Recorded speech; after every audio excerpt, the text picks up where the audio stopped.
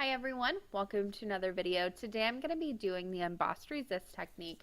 I'm going to be using the Clair stamps backgrounds today though. This is a great way to get a really quick card. So I'm using the Falling Leaves background stamp. You can see it there from Clair Stamps. And this is a clear background stamp. These are amazing, like I said, to just make a really quick card, throw together in 5 minutes, and get it off in the mail. I went ahead and pulled that uh, acrylic stamp off the backing sheet, and I'm going to be using my Mini Misty to stamp with.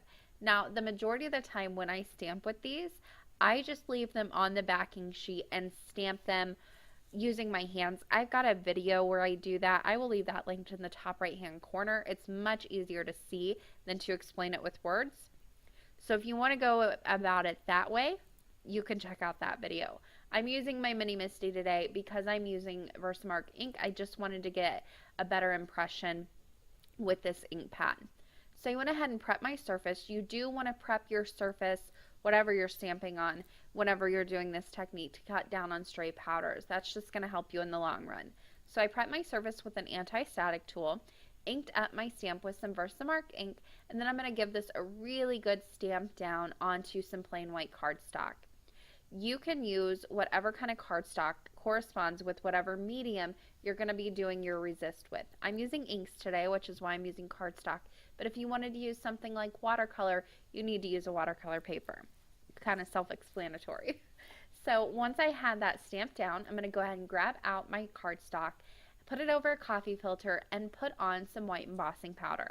You can use whatever color embossing powder you want here. I just like the really great contrast that you get when you use a white. It's a little hard to see whenever you're doing your embossing with white on white. However, in the long run, it's totally worth it. Here's where that anti-static tool comes in handy. You get so many less stray powders whenever you use it, but if you do happen to have any leftovers that want to just kind of stick behind, use a dry paintbrush and just flick them away. Now, once I had that completely covered with white embossing powder, I did heat set that.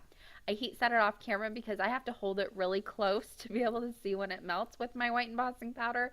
So you couldn't even see it in the video. It was right next to my face trying to emboss it. So I just cut that part out. Now, once I had that done, it was time to start ink blending. I am using the Catherine Pooler inks. These work a little bit better for me than Distress inks whenever I'm ink blending. Sometimes I can't get the best blend with Distress inks, but I find these work a little bit better for how heavy-handed I can get sometimes. If you have trouble with heavy-handedness like I do, maybe try some of those stencil brushes. Those work wonderful for me to get a really soft look on my cards. So I'm using Sauna, Grass Skirt, Orange Twist, and Icing on the Cake. That Icing on the Cake ink I will be using across the entire card. That way everything coordinates together. There's a closer look at that background all done. I'll show you how I colored that image next, but first here's a nice close-up look at that nice contrast you get between the white embossing powder and the inked background. For that image, I am using the Turkey Talk stamp set from Clair. It's hilarious. I love this stamp set. It's got some really great snarky sentiments in it. And I chose that top little turkey I'll be using today. Here's again where I use that Icing on the Cake ink. This does play well with my alcohol markers, so I'm going to go ahead and stamp it down with that. You'll see that card off to the left-hand side there. That is a card that didn't work out. This colored image was actually for a completely different card idea. However, it just didn't work out for me. So I went ahead and just tossed that background. However, this image I did want to keep. So what I did was I just fussy cut it out and tucked it into the back of my stamp set so I knew exactly where it was. And then whenever I was doing this card, I went ahead and pulled it out because I thought it would go really well with it. So if you have any instances where cards don't work out and you've colored some images for them, just hang on to them, throw them in the back of your stamp set, throw them in a little pocket, and then hang on to them. You never know when they'll come in handy. I did happen to have the footage of me coloring it still though, so I went ahead and just popped it into this video. I am using my alcohol markers. I wanted a really nice rich color for this colored image because my background is so rich in color. So this just happened to work out really well because I used my alcohol markers on it. It gives me that intense color. If you wanted something softer, You could always go in with some of your colored pencils with a very light hand. You could also do some chalks if you wanted to, but I wanted a really saturated image. Now, one thing I will tell you that I did here that worked out really well for me is I colored in his tail feathers every other one, then gave a little bit of time to dry, and then came back in and colored the other two. That way those colors don't blend together so easily. Just a little tip there that really worked for me in this scenario. There's a closer look at him all colored up.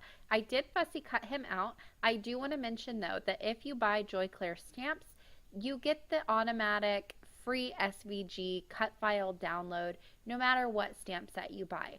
That way, if you have an electronic cutting machine and you want to cut out your stamped images, you have the file right there. You don't have to pay anything extra. It's a great benefit of buying these stamps. Also, all of the supplies that I am using, they're always going to be linked down in the description box.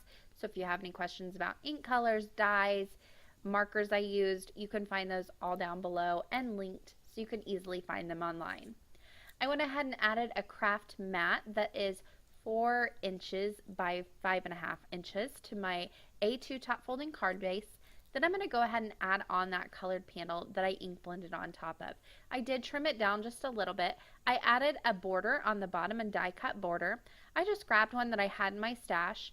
They no longer make this one. However, a scalloped border would be great for this, or if you just wanted to leave it straight and maybe add another brown piece of cardstock on top of that, that would be gorgeous too. Maybe a little bit of stitching. It really is up to you. Anything would work. I added on my turkey with a little bit of dimensional adhesive, and the front of the card is finished. I do want to mention I stamped on that I've got my fat pants on sentiment, and then it was time to move on the inside of the card. I am going to be using this stamp set from Joy Clair. It's called Hello Sentiments. It's one of my absolute favorites because you can build up so many different sentiments. I use it on, honestly, probably about every card, or at 2 out of 3 cards I use this on. I went ahead and grabbed that happy out of the stamp set. I'm stamping that down and icing on the cake ink. Then I grabbed out that Turkey Talk stamp set again, and I built up the sentiment Happy Leg Day. I think it's hilarious. It goes with the front of the card, which says I've got my fat pants on. And then I grabbed out that little leg and stamped that on either side, again with that icing on the cake ink. So everything on the outside goes together with everything on the inside. There's a closer look at the finished inside card, and also one final look at the outside of the card as well. I hope you guys enjoyed this video today. There are going to be links on the left side of your screen you can click on. All of my social media links are always down in the description box. You can find me over there as well. Happy crafting, everyone.